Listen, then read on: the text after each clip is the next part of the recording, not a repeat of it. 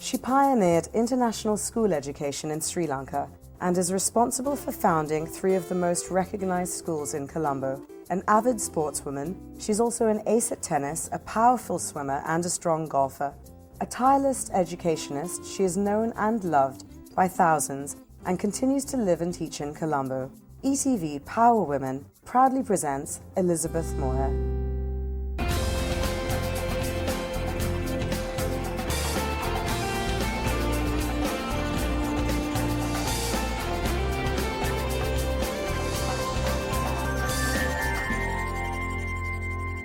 Hi, and welcome to ETV Power Women.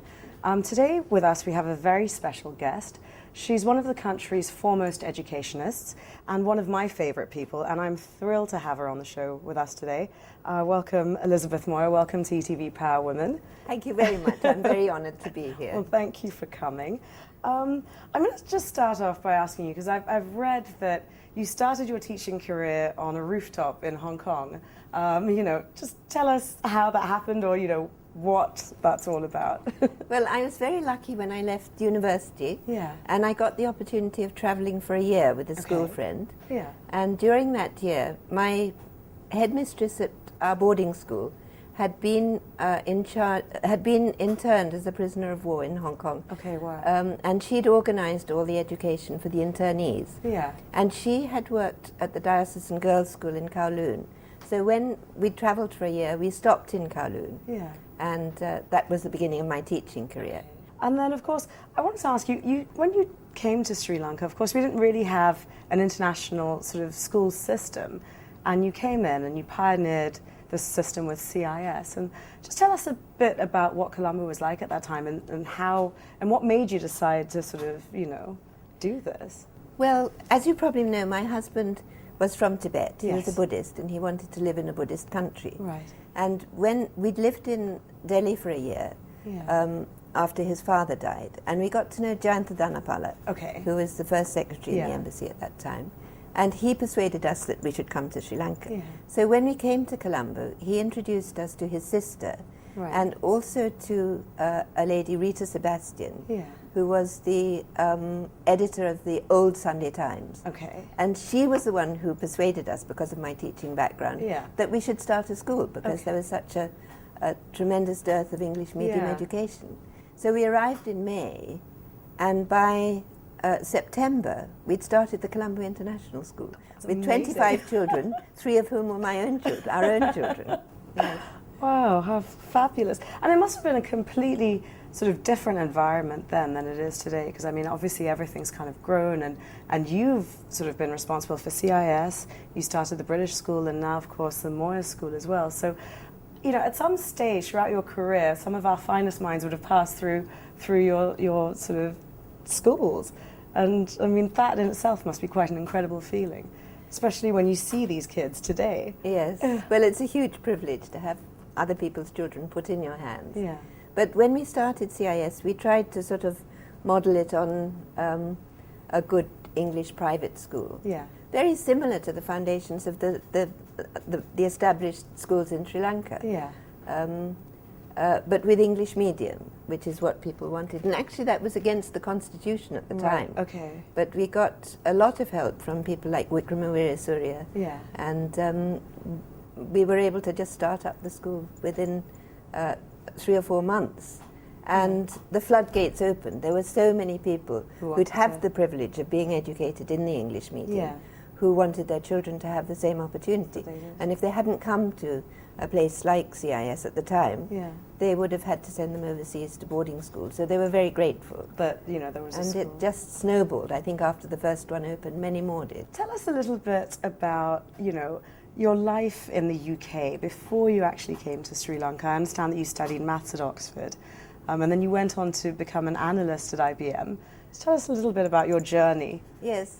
Well, I mean, I was very lucky to get into Oxford. I did maths, and not many girls did maths. Yeah. And in those days, there were 5 ladies' colleges and about 25 men's colleges. So the girls had a really good time. So we got the opportunity for lots of sports, and I played a lot of tennis. I was captain of the university tennis team. Wow. So we got to know a lot of sports people through that. I think being girls, we had exposure to many more people, so we were very lucky. Yeah. So then I loved Oxford so much, I wanted to stay on another year. So I managed to persuade my parents to let me do a diploma in education, and that's how I came into teaching. Right, well, on that note, we're going to take a little break, but for all of you watching at home, don't forget to come back after the short commercial break, because we'll have a lot more with the lovely Elizabeth Moir, so I'll see you soon.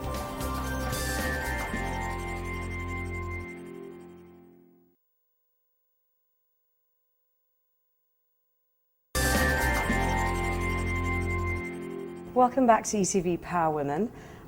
We've been having a lovely chat with Elizabeth Moir, and I'm actually going to ask you about the radio show called Follow Me. Could you just tell us a little bit about how that started and what it was all about? Yes, well, that was during the late 1980s, after the problems with the JVP and the Commission into Youth Unrest, where it was found that you know this thing about the kadua, that English language was the thing that helped people to break through into good jobs and so on. So we were actually approached through Mr. Pascalingham by Mr. Premadasa to start up a multimedia English language program for radio, television, teaching centres, a textbook available island-wide, and also a very fundamental level of English language exam set by British University. So we got all the help in the world. We got the sponsorship through the government. We got absolutely prime time, the best time twice a week. We had introductions in Sinhala and Tamil. And we had 3 different levels for the exam. And they were prepared for the exam at teaching centres all over the island. I think there were about 80 teaching centres. And everything, we were advised that we should charge, or that people should charge. And although it wasn't franchised, it worked like a franchise. So students had to pay 50 rupees for 16 hours of English lessons a month. 5 rupees for a textbook. And 50 rupees for the exam, for which they got a beautiful Warwick certificate. So it was at 3 different levels. It was hugely popular. We got on really well with the exam department, and they informed us that actually there were more people sitting for those exams than for the O-level and A-level exams in the country. And I understand, I mean, I was reading in the research, I understand that people say that, you know, you can't say no to Mrs. Moir. She's just got this wonderful, charming manner about her that just makes you say, okay, yes, we'll do, I mean, you know, whatever. How do you, I mean, do you think that's true, or what do you feel about that? Well, I think the truth behind that really is that nobody could ever say no to my husband. They were quite frightened of him. Really? He was very, very full of life. Very strong-willed, and people loved him and admired him, and they'd always come to him for... You never met him. No, well, I met him once, actually. You would have loved him. You would have got on really well together. He had a wonderful sense of humour. But people were frightened of him, and they always came to him for advice. So I think that's all of this sort of follows on from that. He had the power. Oh, really? Okay, so... I can't really say he was the power woman, but he had the power. You know, you've started 3 of the best schools in the country, really. What made you kind of, you know, move on from one to the other? And did you feel that, you know, you wanted to start 3 different schools? Or no, the intention wasn't to move on from CIS at all. But I think I told you earlier on that it was against the Constitution to start up private schools.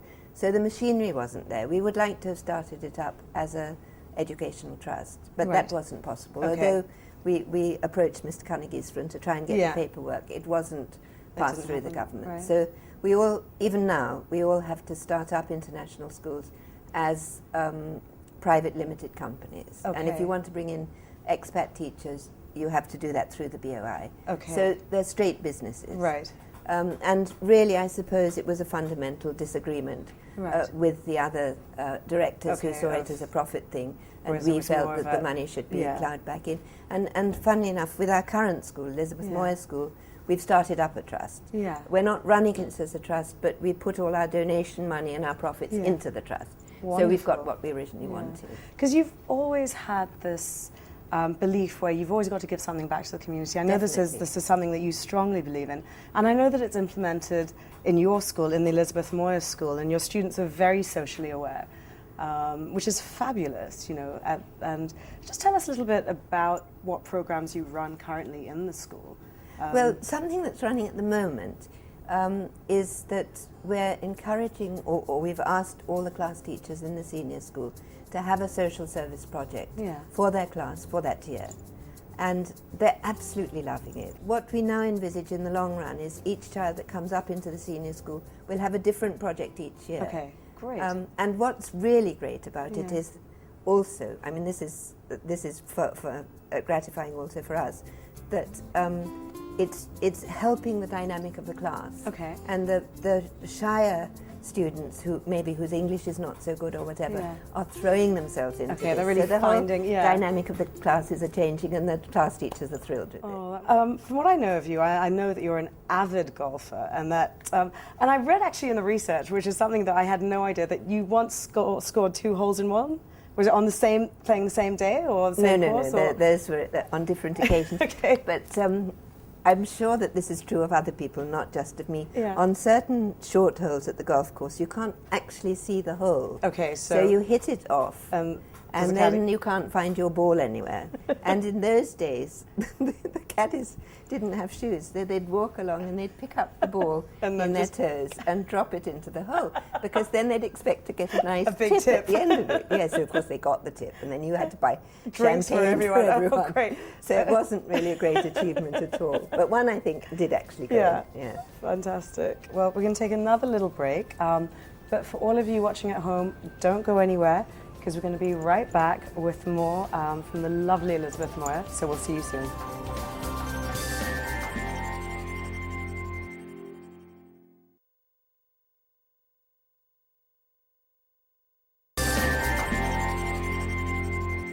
Hi, and welcome back to ETV Power Women.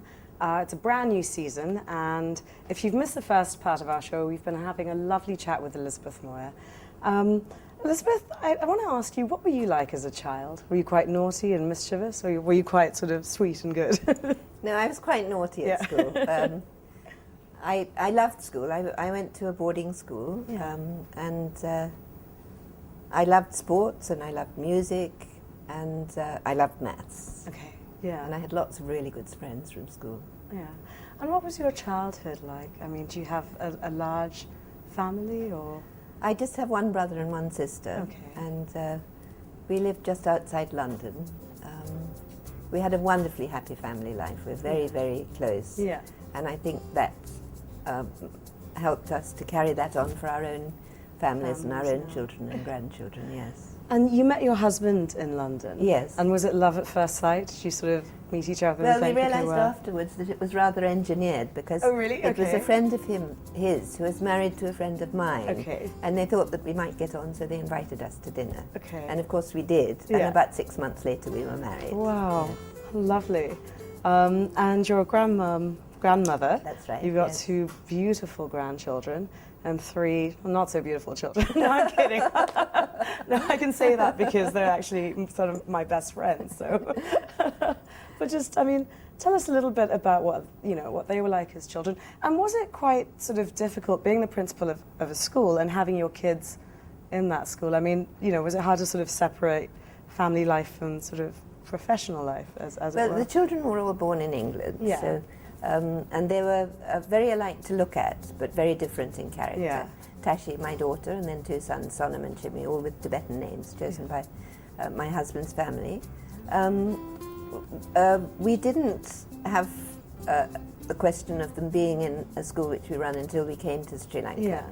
And no, it was never really a problem. Yeah. Never really a problem. In fact, it was quite fun. And they are completely different. Yeah. And do you, when you see your grandchildren, Anna and Jack, I mean, do they remind you of how Sonam, Chimmy and Tashi were? Very much. They look a bit like them, and a lot of their behaviour is very similar. Of characteristics. Yes. I just wish my husband was alive to see his grandchildren, because he would have loved them dearly. Oh, yes. absolutely.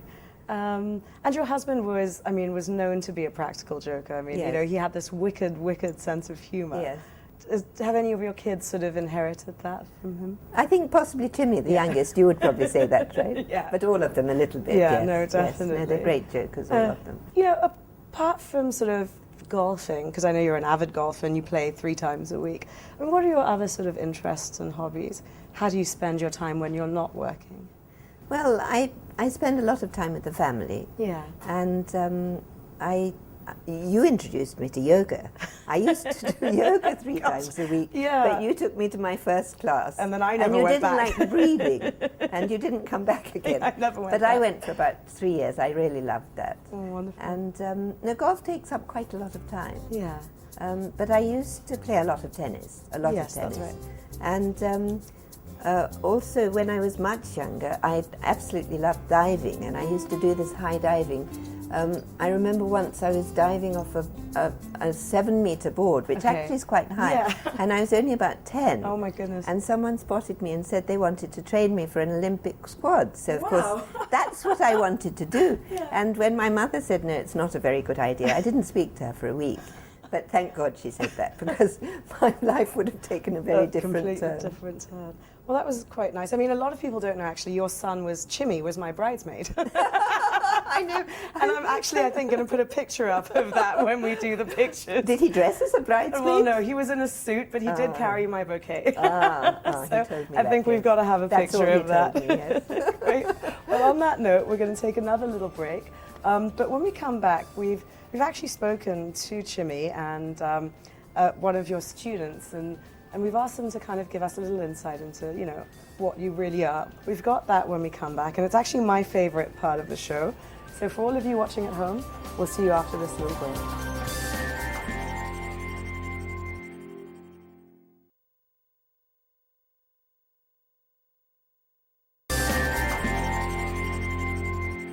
Welcome back to Power Women on ETV, your lifestyle channel. We've been having a wonderful, wonderful chat with Elizabeth Moir, and we've come to the favourite part, well, my favourite part of the programme, when we show you what your friends and actually students have to say about you. So why don't we take a look at it? Okay, well, first of all, I'd say that Mrs. Moir, everyone sees her maybe as a principal, but she would probably think of herself as a mother, not just to us, but to all her students. And she's definitely the sort of mother that everyone would aspire to. She's someone we all look up to massively. She never loses her temper, she's never aggressive, yet students react very well to her, not because they're scared of her, but because they really respect her and they don't want to let her down. And that's the way she runs school. She's a very fun-loving person. She's extremely optimistic about everything. When someone might say, oh, it's disgusting how much it's raining, she might say, oh, it's lovely how it's so cool. She always sees the good side of things, which is a good thing to set, example to set for her students. She's loved pretty much by everyone who works for her. People would go out of their way to help her because she's so kind back. And at the same time, you often see people who do things to look like they're doing the right thing, but my mother genuinely is concerned about people, and it's always the first person to help if you're in hospital, even if you've just met her. Sometimes it's difficult for women to be in senior positions in any country because men can be chauvinistic. So it can manifest itself in women sometimes having to be more aggressive than they need to be. But that's never the case with my mother. She's never loses her temper, but she garners respect just by being so kind and considerate. She's a very unique person. She's one of the kindest persons you'll ever meet. I don't think I've ever seen Mrs. Moir sad or unable to handle a situation. She's very controlled. She was an amazing principal. When I joined CIS in '83, she's one of the first people that I met when we went to the school for an interview. And she would somehow remember every child's name in school. Despite the fact that we had hundreds in school, we would be just passing by, heading to class, and she'd say, "Good morning, Inoka, how are you?" Or she'd just have a photographic memory, and it made a difference because you get fantastic principals. But Mrs. Moir is a unique principal. She takes special attention, individual attention. After I left school, I joined and stayed on as a teacher, so she then became my boss, best boss in the world. And now I'm happy to say she's a very, very dear family friend of mine. She's always very positive. She doesn't have a negative bone in her body. So that when you spend time around somebody like that, it just builds this aura and you feel so great about life. She's one of the kindest people I've ever met, and I don't think anyone would know how to say no to Mrs. Moir. It's lovely, right, to hear all of this sort of stuff? Because, I mean, obviously it's not something that they, you talk about on a normal day, but it's just so touching and so nice to kind of hear what they think about you. I mean, I'm extraordinarily flattered because I don't think that I deserve any of that. Really? But what I think comes through from that is the philosophy of education that we all have as a family, that all you need to do is to give a child confidence, confidence in what they think they can become. I would just like to say that both Chimmy and Inoka have been extremely good to me. Yeah. And Inoka, when my husband died, she's one of my students. Yes. She's many, many years younger than me. And after my husband died, she and her husband used to take me to play golf every single weekend. Wow. Every single weekend. And to play with them and another friend of their own age. They treated me as a friend, not as a grown-up or a principal or whatever. I mean, they were grown up, but not as a different generation. And I really, really appreciated that. And I think being with young people a lot keeps you young. And Chimmy, I think, must want something from me. No, but they're both tremendously loyal, and I'm very lucky to have people like that in my life, and not just them. All my children, my grandchildren, and my husband, my parents. I've been very, very blessed with the people I know. Well, on that beautiful, beautiful sentiment, we've got to take another little break. But when we come back, I'm going to ask you a series of 10 questions. We call them the dreaded 10, but they're really not. So we've got that to look forward to after this short break. So make sure you stay tuned, and we'll see you soon.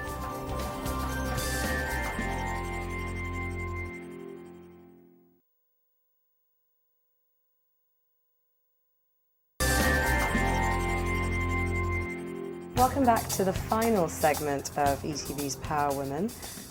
It's where I ask the dreaded 10, and I sort of put you on the spot a little bit, not too much, and just ask you 10 questions. So I think, you're okay to start? Ready? Okay, great, okay.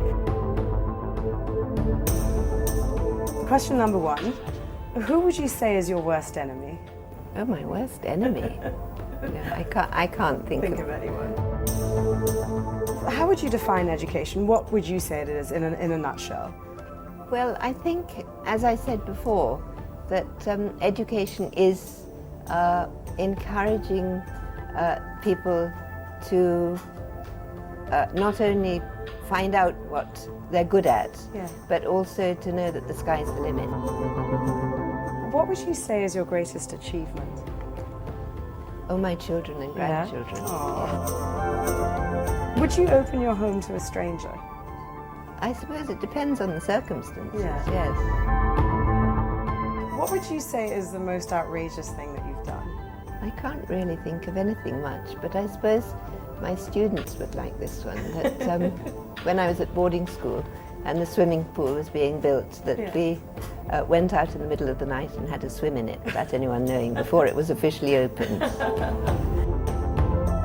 If you could meet anyone, dead or alive, who would it be? I know you were going to ask this, so I've been thinking, can we come back in the future? I'd like to meet my great-grandchildren in about 40 years' time. Okay, wonderful. Yeah. Okay, very good answer, actually.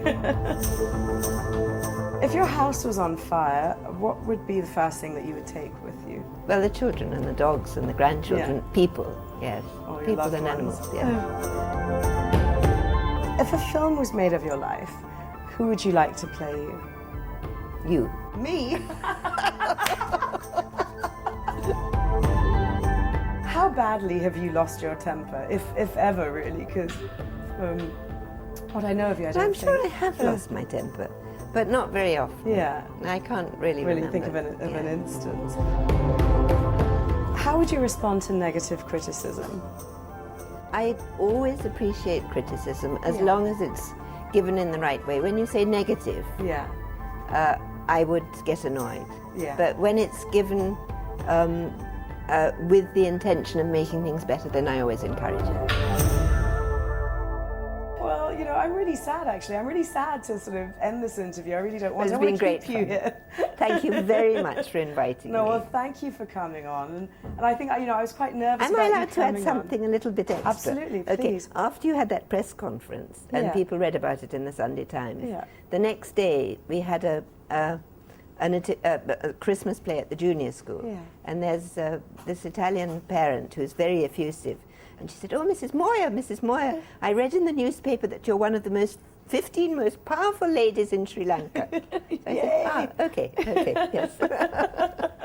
And lots of the parents heard that. Oh, wonderful, wonderful. I hope they all watch it, because I think it's just been lovely having you here. Well, it's been great fun, Vinay. Thank you very, very much for inviting me. Thank you, because I was It's a really great nervous. honour. I was really nervous about you coming on, because I know you and I know your kids, but it's just been lovely. It's been lovely, and thank you so much. Well, I wasn't nervous because I know you're such a good interviewer, and I'm waiting for you to take over from Oprah. Yay, one day. Definitely. Right, well, for all of you at home, thanks again for watching. Don't forget to log on to our Facebook page or our website, which is www.etv.lk, for lots of news about Power Women. And we will see you again next week with another very special guest. So don't forget to tune in, and we'll see you then. Bye.